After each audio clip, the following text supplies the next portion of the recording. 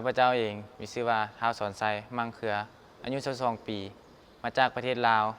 ลิงกีฬาเทควันโด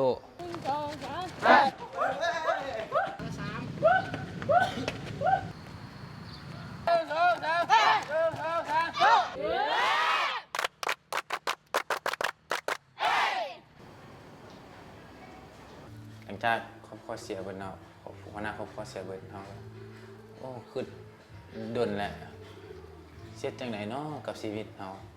เพราะว่าบ่มีคนค้ำประกันแล้วบ่มีคนให้ความคิดเห็นของเราน่ะว่าไปทางนี้ดีบ่ไปทางใดดี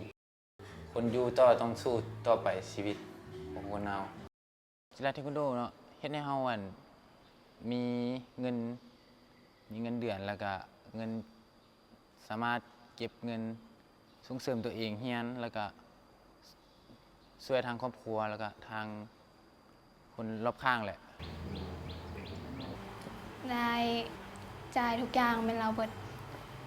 เราจะเป็นคนช่วยเหลือทั้งหมดต้องรู้สึกภูมิใจอ้ายที่ว่าเป็นคนดีแล้วก็เป็นนักกีฬาที่ได้เหรียญคมีความหวังว่าจะไปสู้ส่วนเอาเหรียญคำกลับขึ้นสู่ประเทศลาว